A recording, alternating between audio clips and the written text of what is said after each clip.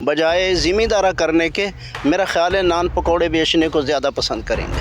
गंदम तो क्या चीज़ है, हम ज़िम्मेदारा छोड़ के भाग जाएंगे। बीज कम से कम सानू 6000 तो लैके 6500 रुपये तक तोड़ा मिले। स्प्रे 3000 रुपया जी गंद मारने वाली स्प्रे भी असीं करना। खर्चा तकरीबन जिहड़ा 3 खर्चे ने बी खाद ते वाई ये तकरीबन 40000 तो उत्ते पैंदी। ये टोटल खर्चा कटाई जिहड़ी है डीजल महंगा होने की वजह तो कटाई जिहड़ी है वो कम से कम इत्थे 8000 रुपया चलदी है। ये सारा खर्चा जमा करिए तो 70000 तो उत्ते जा रहा है। और तुसीं ये 3500 रुपया गवर्नमेंट का रेट है। क्या गवर्नमेंट साडे कोलों इत्थों ही खरीदे दी 3500? चंद जिमींदार ऐसे हैं जो लाखों के नीचे आ गए। सानू ये पता चलिया है कि ज़मीन चों जिथे कटाई होंदी है उत्थे जिमींदार कोलों 2800 या 2900 रुपये पर फी मन के हिसाब के नाल चुकते हैं। इहदी की वजह है? इत्थे तकरीबन 60,000 रुपया ठेका है 6 महीने का ठेका और ख़र्चा जनाबे आला लगा लो तो सरकार सानू मेरा ख्याल है कोई शय नहीं बचती। तो क्या हमारे बच्चे हैं, यही हमारा कारोबार है, कोई और साढ़े को फैसिलिटी नहीं है। सितम वाली बात यह है कि मंडियां दे अंदर कोई असूल नहीं हैगा। जिमीदार नू हर हाल दे अंदर लुटिया जा रहा है। कम अज़ कम 4000 रुपया होए, कम अज़ कम। अस्सलाम वालेकुम जी, मैं हूँ राना अली ज़ुहैब और हाज़िर हूँ आज एक नए प्रोग्राम के साथ। वज़ीर आला पंजाब मरियम नवाज़ शरीफ साहिबा की जानिब से गंदम की कीमत 3500 रुपये फ़ी मन एक सरकारी रेट निकाला गया है।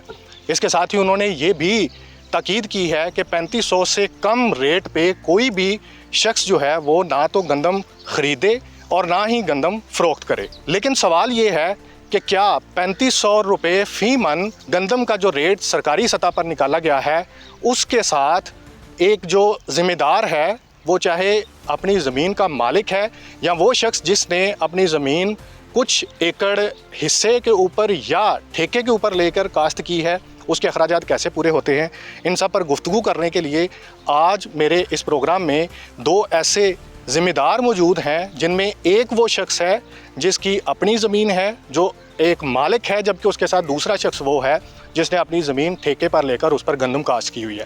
तो पहले हम बात करते हैं वो उस ज़मीन के मालिक से जिसके पास अपनी ज़मीन है और वो अपनी ज़मीन पर गंदम काश्त करता है। मेरा मुराद है मोहम्मद वाजिद साहब से। अस्सलाम वालेकुम सर। वालेकुम सलाम। क्या हाल है आपके? ठीक ठाक हैं? हाँ जी, अल्लाह का शुक्र है। अच्छा, मुझे ये बताएं सर कि वज़ीर आला पंजाब मरियम नवाज़ शरीफ साहिबा की तरफ से गंदम की जो फ़ी मन रेट है वो 3500 रुपये मुकर्रर किया गया है। पहला सवाल आपसे ये है कि आप इस रेट से खुश हैं? साढ़े अखराजात के मुताबिक जड़े ने ना वो 3500 रुपया कुछ भी नहीं। अच्छा, अखराजात की ने अगर हम अगर ये बात करते हैं कि फ़ी एकड़ गंदम की जो काश्त है उसकी काश्त से लेकर उसकी कटाई तक जो ख़र्चा है वो कितना है, तो आप हमें बता सकते हैं? गंदम की कटाई तक जड़ा कम से कम 70,000 रुपया फ़ी एकड़ खर्चा है। कैसे ये हाँ तफसील ज़रा। हाँ जी, सबसे पहले ज़मीन की तैयारी, उस पर जिसका अपना ट्रैक्टर है वो उसका 13,000 12,000 का डीजल लगता है। और जो हम किराए पर अपनी ज़मीन को तैयार करते हैं, हल चलवाते हैं, हमारा ख़र्चा है 14 से 15,000 रुपया। एक आगे DAP सानू कम से कम DAP जी है ना 14,700 रुपये दे विच डीलर को मिली है, 15,000 च भी मिली है। जी साडे मुल्क का निज़ाम है, जरूरत होवे तो शार्टिंग कर दी, रेट वधा दिता, 16,000 च भी मिली है DAP। ठीक है, अगे आ जाता बीज कम से कम सानू 6000 तो लैके 6500 रुपये तक तोड़ा मिले, 50 किलो का बैग। अगे उस तो अगे आ जाती है ये बिजाई होगी, कम से कम ये खर्चा तकरीबन जिहड़ा 3 खर्चे ने बी खाद ते वाई ये तकरीबन 40,000 तो उत्ते पैंदी है। अगे आ जाती है साडा खर्चा स्प्रे मजदूरी, स्प्रे 3000 रुपया जी गंद मारने वाली स्प्रे भी असीं करना। ठीक है, उस तो अगे आ जाता पहला पानी गंदम, कम से कम डीजल 3000 रुपया लगता फ़ी एकड़ ते। ਉਹਦੇ ਵਿੱਚ मशीनरी भी आती है, मोबाइल खर्च भी आता, डीजल खर्च भी आता है। ठीक है, उस तो अगे आ जाता गंदम के उत्ते जी असीं करने स्प्रे गंद मारन वास्ते, वो कम से कम 2500 तो लैके 3000 रुपये तक मजदूरी सने वो खर्चा आता। अगे आ जाता है वो यूरिया इस्तेमाल, कम से कम असीं 2 बोरियां जड़ियाँ यूरिया वो इस्तेमाल करने, 4500 रुपये दे विच सानू एक तोड़ा मिलता, 2 तोड़े जड़े ने 9000 के बनते हैं। ठीक है, ਉਸ ਤੋਂ ਅੱਗੇ ਆ ਜਾਂਦੀਆਂ ਨੇ ਜਿਹੜੀਆਂ ਬਿਮਾਰੀਆਂ ਆ ਜਾਂਦੀਆਂ ਨੇ, ਕੁੰਗੀ ਆ ਗਈ ਏ, ਤੇਲਾ ਆ ਗਿਆ ਹੈ।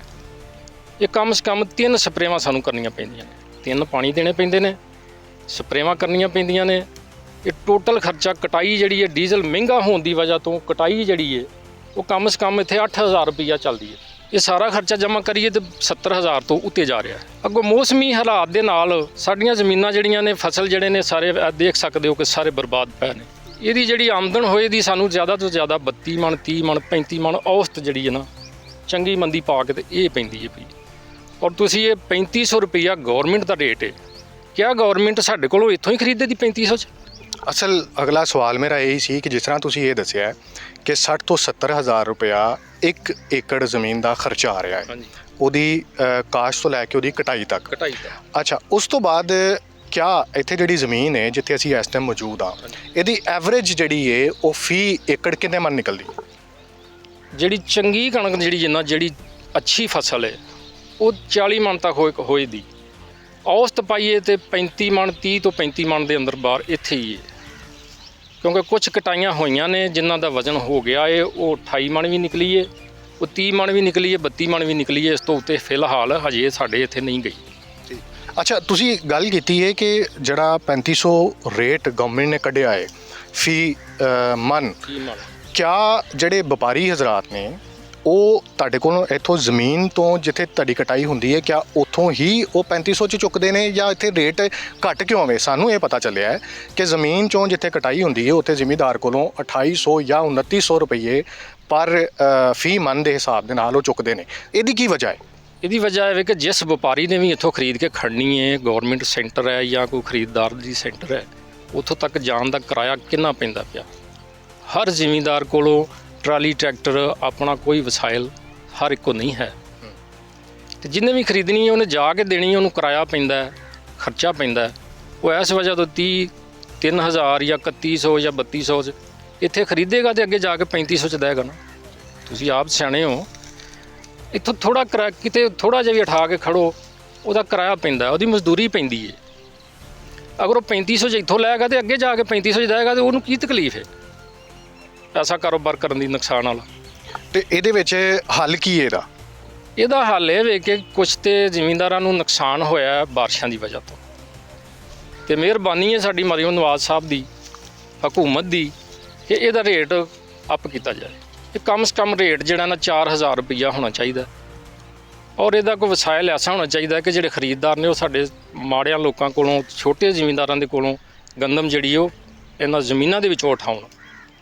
ਠੀਕ, ਯਾਨੀ ਕਿ ਉਹ ਲੋਕ ਜਾਂ ਉਹ ਆੜਤੀ ਜਾਂ ਉਹ ਲੋਕ ਜਿਨ੍ਹਾਂ ਨੇ ਗੰਦਮ ਖਰੀਦਣੀ ਹੈ, ਉਹ ਜ਼ਮੀਨ ਤੋਂ ਜਿੱਥੇ ਗੰਦਮ ਦੀ ਕਟਾਈ ਹੋ ਰਹੀ ਹੈ, ਸਾਡੀ ਇੱਥੇ ਕਟਾਈ ਹੋ ਰਹੀ ਹੈ, ਸਾਡੇ ਕੋਲ ਇੱਥੋਂ ਚੁੱਕੀ ਜਾਵੇ। ਇੱਥੋਂ 3500 ਦੇ ਹਿਸਾਬ ਨਾਲ ਨਹੀਂ ਜਾਂਦੀ। 3500 ਦੇ ਹਿਸਾਬ ਵਾਲਾ ਜਿਹੜਾ ਹੈ ਉਹ ਉੱਥੇ ਲੈ ਰਿਹਾ ਨਾ, ਇੱਥੇ ਸਾਡੇ ਕੋਲ ਤਾਂ ਨਹੀਂ ਲੈ ਰਿਹਾ।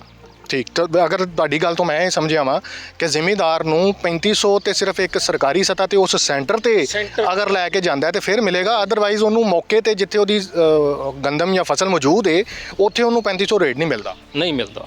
ठीक, अब मेरे साथ वो शख्सियत मौजूद हैं जिन्होंने जो बज़ाते ख़ुद अपनी ज़मीन के मालिक तो नहीं हैं, लेकिन उन्होंने ठेके के ऊपर ज़मीन लेकर तो गंदम काश्त की थी।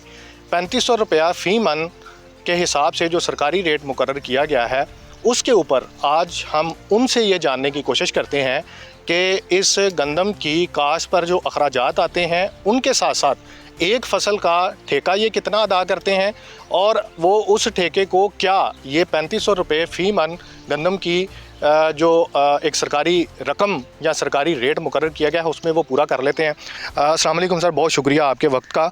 मुझे ये बताइए कि जो वज़ीर-ए-आला पंजाब मरियम नवाज़ शरीफ साहिबा की जानिब से 3500 रुपया फ़ी मन गंदम की सरकारी रेट एक मुकर्रर किया गया है, आप सबसे पहले तो ये बताइए कि जो ज़मीन आप ठेके के ऊपर काश्त कर रहे हैं उसका ठेका कितना है और ये जो रेट मुकर्रर किया गया है इसमें इस पर आप सैटिस्फाइड हैं? जनाब, साढ़े इस इलाके जिथे असी खड़े हैं ना, इत्थे तकरीबन 60,000 रुपया ठेका है 6 महीने का और ਉਹਦੇ ਉੱਤੇ 70,000 रुपया खर्चा ਹੁੰਦਾ है। ठेका और खर्चा जनाबे वाला लगा लो तो सरकार सानू मेरा ख्याल है कोई शै नहीं बचती। ਤਕਰੀਬਨ ਤੁਹਾਡੇ ਕਹਿਣ ਦਾ ਮਤਲਬ ਇਹ ਵੇ ਕਿ 70,000 ਰੁਪਇਆ ਖਰਚਾ ਹੁੰਦਾ ਹੈ 1 ਏਕੜ ਦੀ ਕਾਸ਼ਤ ਤੇ ਗੰਦਮ ਕਾਸ਼ਤ ਤੇ, ਔਰ ਉਹਦੇ ਨਾਲ 60,000 ਰੁਪਇਆ ਠੇਕਾ ਹੈ, ਔਰ ਇਹਨੂੰ ਮਿਲਾਇਆ ਜਾਏ ਇਸ ਰਕਮ ਨੂੰ ਤੇ 1,30,000 ਰੁਪਇਆ ਤਕਰੀਬਨ ਬਣਦਾ ਹੈ। ਜੀ ਜੀ ਬਿਲਕੁਲ। ਤੇ 1,30,000 ਜੇ ਤੁਹਾਡੀ ਇਹ ਜਿਹੜੀ ਏਕੜ ਦੀ ਜਿਹੜਾ ਤੁਸੀਂ ਠੇਕਾ 60,000 ਰੁਪਇਆ ਪੇ ਕਰਦੇ ਪਏ ਹੋ, ਉਹਦੀ ਆਮਦਨ ਕਿੰਨੀ ਹੈ? ਉਹਦੀ ਆਮਦਨ ਇਹੋ ਹੀ ਹੈ ਕਿ 30 ਤੋਂ 30 ਮਣ ਤਕਰੀਬਨ ਔਸਤ ਹੁੰਦੀ ਹੈ ਪਈ, ਤੇ 3500 ਗਵਰਨਮੈਂਟ ਨੇ ਮੁਕਰਰ ਕੀਤਾ ਤੇ ਸਾਨੂੰ ਬਮੁਸ਼ਕਲ 3100-3200 ਰੁਪਇਆ ਮਿਲੇਗਾ ਇਹ ਫੀ ਮਨ ਦਾ। ਫੀ ਮਨ ਦਾ 3500 ਕਿਉਂ ਨਹੀਂ ਮਿਲਦਾ? 3500 ਉਹਨਾਂ ਦੇ ਅਖਰਾਜਾਤ ਨੇ। ਔਰ ਦੂਸਰੀ ਬਾਤ ਇਹ ਵੇ ਕਿ ਸਾਡੀ ਬੜੀ ਵੱਡੀ ਮਜਬੂਰੀ ਇਹ ਵੇ ਕਿ ਅਸੀਂ ਅਗਾਂ ਆੜਤੀਆਂ ਕੋਲ ਪਹਿਲਾਂ ਹੀ ਉਧਾਰ ਲਿਆ ਹੁੰਦਾ। ਸਾਨੂੰ ਜਨਾਬੇ ਆਲਾ ਇਹ ਯੂਰੀਆ ਤੇ ਵੀ ਔਰ DAP ਤੇ ਵੀ ਟੈਕਸ ਪੈ ਜਾਂਦਾ, ਔਰ ਹੁਣ ਫਸਲ ਦੇਣ ਲੱਗਿਆਂ ਵੀ ਉਹਨਾਂ ਨੇ ਚਾਰਾਂ ਨੇ ਸਾਨੂੰ ਕੱਟ ਦੇਣੇ ਨੇ। ਹਾਂਜੀ, ਸਿਤਮ ਵਾਲੀ ਬਾਤ ਇਹ ਵੇ ਕਿ ਮੰਡੀਆਂ ਦੇ ਅੰਦਰ ਕੋਈ ਅਸੂਲ ਨਹੀਂ ਹੈਗਾ ਜਿਹੜੇ ਅਸੂਲ ਦੇ ਨਾਲ ਚੱਲਣਾ ਚਾਹੀਦਾ ਸੀ। ਜ਼ਿਮੀਦਾਰ ਨੂੰ ਹਰ ਹਾਲ ਦੇ ਅੰਦਰ ਲੁੱਟਿਆ ਜਾ ਰਿਹਾ ਹੈ ਜੀ, ਕਦੀ ਥੱਲਾ ਰੱਖ ਲਓ, ਕਦੀ ਕੁਝ ਕਰ ਲਓ, ਕਦੀ ਕੁਝ ਕਰ ਲਓ, ਇਹ ਸਾਰੀਆਂ ਬਾਤਾਂ ਨੇ। ਤਾਂ ਅਸੀਂ ਤੇ ਜਨਾਬ ਆਲਾ ਇਲਤਜਾ ਇਹ ਕਰਨੇ ਆ ਹੁਕੂਮਤ ਦੇ ਅੱਗੇ, ਕਮ ਅਜ਼ ਕਮ 4,000 ਰੁਪਇਆ ਹੋਏ, ਕਮ ਅਜ਼ ਕਮ 4,000 ਰੁਪਏ ਦੇ ਨਾਲ ਤੁਹਾਡੇ ਅਖਰਾਜਾਤ ਤੇ ਤੁਹਾਡਾ ਠੇਕਾ ਪੂਰਾ ਹੋ ਜਾਏਗਾ। ਨਾ ਕੁਝ ਸਾਨੂੰ ਤਸੱਲਾ ਹੋ ਜਾਏਗੀ, ਸਾਨੂੰ ਸਹਾਰਾ ਮਿਲ ਜਾਏਗਾ। ਇਹਦੋਂ ਪਿਛਲੀ ਜਿਹੜੀ ਫਸਲ ਸੀ ਉਹ 'ਚ ਵੀ ਮਾਰ ਪਈ ਏ, ਉਦੋਂ ਪਿਛਲੀ 'ਚ ਵੀ ਮਾਰ ਪਈ ਏ, ਉਦੋਂ ਪਿਛਲੀ 3 ਫਸਲਾਂ ਸਾਡੀਆਂ ਗੁਜ਼ਰੀਆਂ ਨੇ, ਜਿਨ੍ਹਾਂ ਤਿੰਨਾਂ ਦੇ ਅੰਦਰ ਅਸੀਂ ਜਨਾਬੇ ਆਲਾ ਬਿਲਕੁਲ ਸਾਫ਼ ਹੋ ਗਏ। ਔਰ ਇਹ ਸਾਡੇ ਇਲਾਕੇ ਦੇ ਅੰਦਰ ਪਿਛਲੇ ਫਲੱਡ ਆ ਗਿਆ ਤੇ ਜਨਾਬੇ ਆਲਾ ਸਾਰੀ ਦੀ ਸਾਰੀ ਮੁੰਜੀ ਜਿਹੜੀ ਹੈ ਨਾ ਗਰਕ ਹੋ ਗਈ। ਤੇ ਹੁਣ ਮੈਂ ਜਿਹੜੀ ਤੁਹਾਡੀ ਗੱਲ ਸਮਝਿਆ, ਤੁਸੀਂ ਇਹ ਕਹਿ ਰਹੇ ਹੋ ਕਿ ਕਮ ਅਜ਼ ਕਮ 4,000 ਰੁਪਇਆ ਫੀ ਮਨ ਗਵਰਨਮੈਂਟ ਜਿਹੜੀ ਉਹ ਸਰਕਾਰੀ ਰੇਟ ਨੂੰ ਮੁਕਰਰ ਕਰੇ ਤੇ ਫਿਰ ਤੁਹਾਡੇ ਕੋਈ ਅਖਰਾਜਾਤ ਜਿਹੜੇ ਨੇ ਉਹ ਪੂਰੇ ਹੋ ਸਕਦੇ ਨੇ। ਵਰਨਾ ਜ਼ਿਮੀਦਾਰਾ ਜਿਹੜਾ ਹੈ ਨਾ, ਇਹ ਹਰ ਬੰਦਾ ਜਿਹੜਾ ਹੈ ਤੋਂ ਮੂੰਹ ਫੇਰ ਜਾਏਗਾ। ਅੱਛਾ ਵਾਲਿਦ ਸਾਹਿਬ, ਇੱਕ ਲਾਸਟ ਤੁਹਾਡੇ ਕੋਲੋਂ ਗੱਲ ਪੁੱਛਣਾ ਚਾਹਾਂਗਾ। ਇੱਕ ਸਾਡੇ ਜ਼ਿਹਨ ਦੇ ਉਹਦੇ ਵਿੱਚ ਨੌਲੇਜ ਦੇ ਵਿੱਚ ਇਹ ਵੀ ਗੱਲ ਆਈ ਹੈ ਕਿ ਵੈਸੇ ਤੇ ਜਿਹੜੇ ਆੜਤੀ ਨੇ ਜਿਹੜੇ ਗੰਦਮ ਖਰੀਦਦੇ ਨੇ, ਉਹ ਤੋੜੇ ਦੀ ਭਰਾਈ ਜਿਹੜੀ ਹੈ ਜਾਂ ਬੋਰੀ ਦੀ ਭਰਾਈ ਜਿਹੜੀ ਉਹ 1 ਮਣ ਦਾ ਮਤਲਬ ਹੈ ਕਿ 40 ਕਿਲੋ, ਤੇ ਕਿਆ ਐਸੀ ਵੀ ਕੋਈ ਚੀਜ਼ ਹੈ ਕਿ 40 ਕਿਲੋ ਦੀ ਬਜਾਏ ਉਹ ਜਿਹੜੀ ਉਹਦੀ ਭਰਾਈ ਉਹ 41 ਕਿਲੋ ਜਾਂ ਇਸ ਤੋਂ ਜ਼ਿਆਦਾ ਕਰਕੇ ਤੇ ਕਾਊਂਟ ਉਹ 40 ਕਿਲੋ ਹੀ ਕੀਤਾ ਜਾਵੇ? ਇਹੋ ਜਿਹਾ ਕੋਈ ਸਿਲਸਿਲਾ ਇਹਨਾਂ ਦਾ ਹੈ ਆੜਤੀਆਂ ਦਾ? ਨਹੀਂ, ਉਹ ਵਜ਼ਨ ਤੋੜੇ ਦਾ ਜਿਹੜਾ ਆਮ ਮੰਡੀਆਂ ਦੇ ਵਿੱਚ ਰੁਝਾਨ ਹੈ ਔਰ ਰੂਟੀਨ ਚੱਲਦੀ ਹੈ ਪਈ, ਉਹ 50 ਕਿਲੋ ਦੀ ਬਜਾਏ ਉਹਦੇ ਉੱਤੇ ਅੱਧਾ ਕਿਲੋ ਜਿਹੜਾ ਨਾ ਸਾਡੇ ਕੋਲ ਤੋੜੇ ਦਾ ਵਜ਼ਨ ਲੈਂਦੇ ਨੇ, ਔਰ ਉਹ ਮਿਲ ਵੀ ਲੈ ਰਹੀ ਹੈ, ਆੜਤੀ ਵੀ ਲੈ ਰਿਹਾ ਹੈ। ਇਹ ਸਿਸਟਮ ਜਿਹੜਾ ਨਾ ਇਸ ਮਜਬੂਰੀ ਦੀ ਵਜ੍ਹਾ ਤੋਂ ਸਾਨੂੰ 40 ਕਿਲੋ ਤੋਂ ਅੱਧਾ ਕਿਲੋ ਜਿਹੜਾ ਨਾ 50 ਕਿਲੋ ਦੇ ਪਿੱਛੇ ਅੱਧਾ ਕਿਲੋ ਸਾਨੂੰ ਨਾਲ ਦੇਣਾ ਵਜ਼ਨ ਪੈਂਦਾ। ਭਰਾਈ ਜਿਹੜੀ ਹੈ ਉਹ ਬੇਸਿਕਲੀ 50 ਕਿਲੋ ਦੀ ਹੁੰਦੀ? ਹਾਂਜੀ, ਭਰਾਈ 50 ਕਿਲੋ ਦੀ ਹੈ, ਔਰ ਤੋੜੇ ਦਾ ਵਜ਼ਨ ਜਿਹੜਾ ਗਵਰਨਮੈਂਟ ਵੱਲੋਂ ਤੇ ਹੈਗਾ 250 ਗ੍ਰਾਮ, ਲੇਕਿਨ ਸਾਡੇ ਕੋਲੋਂ 500 ਗ੍ਰਾਮ ਲਿਆ ਜਾਂਦਾ। ਇਹ ਵੀ ਇੱਕ ਵੇਖਿਆ ਜਾਏ ਤੇ ਜੋ ਮੰਡੀਆਂ ਦਾ ਵੀ ਅਸੂਲ ਹੈ, ਆੜਤੀਆਂ ਦਾ ਵੀ ਅਸੂਲ ਹੈ, ਸਾਰਾ ਅਸੂਲ रूटीन ਦੇ ਨਾਲ ਚੱਲਦਾ है। अगर यही हालात रहे जो इस वक्त हैं कि सरकारी रेट जो है वो आपको उस हिसाब से नहीं मिलता, जबकि आपके मुताबिक आप पे अखराजात ज़्यादा हैं, तो आने वाले वक्त में ये जो गंदम और चावल की फसल की काश्त है, ये क्या देखते हैं आप कि क्या ये इसी तरह आगे चलती रहेगी या लोग जो है इसका कोई अल्टरनेटिव ढूंढेंगे? बमुश्किल जी नहीं चलेगी, बजाय ज़िम्मेदारा करने के मेरा ख्याल है नान पकौड़े बेचने को ज़्यादा पसंद करेंगे। आपसे मैं ये जानना चाहूँगा वाजिद साहब कि आप ये बताएं कि आपके नज़दीक अगर ये रेट जो हैं वो अप नहीं होते सरकारी सतह के ऊपर, तो क्या आने वाले वक्त में आप गंदम काश्त करेंगे? गंदम तो क्या चीज़ है, हम ज़िम्मेदार छोड़ के भाग जाएंगे। क्यों? हमारी खादें और तेल दूसरे अखराजात अप जा रहे हैं और हमारी फसलों का तबाही ला रही। चंद ज़िम्मेदार ऐसे हैं जो लाखों के नीचे आ गए, कई साल लगेंगे हम वो जो आधार लिया हुआ है, जो खर्चे पे कमी आई या लॉस हुआ है, वो कई साल लगेंगे हमें। तो क्या हमारे बच्चे हैं, हम यही हमारा कारोबार है, कोई और साढ़े को फैसिलिटी नहीं है। अगर ऐसा ही रहा तो क्या करेंगे, हम छोड़ देंगे ये ज़िम्मेदार। बिल्कुल, जैसा कि आपने देखा यहाँ पे कि 2 शख्स ऐसे हमारे इस प्रोग्राम में हमारे साथ मौजूद थे, जिनमें से एक वो थे जिनकी अपनी ज़मीन थी, जो अपनी ज़मीन पर काश्त करते हैं यानी मालिक। दूसरे शख्स वो थे जो किसी की शख्स यानी किसी दूसरे की ज़मीन यानी ठेके पे लेकर अपनी फसल को काश्त करते हैं। दोनों की गुफ्तगू आपने सुनी, दोनों का एक ही मौक़िफ़ है कि जो रेट सरकारी मुकर्रर किया गया है 3500 रुपये, इसको बढ़ाकर 4,000 रुपये मुकर्रर किया जाए, ताकि उनके अखराजात और जो ठेके पर ज़मीन जिसको ठेका देना है उस मालिक ज़मीन के मालिक को, वो भी उनका निकल सके। तो इसके साथ उन्होंने ये भी अपील की है गवर्नमेंट ऑफ पंजाब से कि हमारे जो पिछली 3 फसलें जो तबाह हो चुकी हैं उस पर भी हमें कोई कंपनसेशन दिया जाए, कोई सब्सिडी दी जाए, और ताकि हम अपने अखराजात और अपने नुकसान का अजाला कर सकें। मुझे दीजिए इजाज़त, इंशाल्लाह मिलते हैं अगले प्रोग्राम में। तब तक के लिए अल्लाह निगहबान।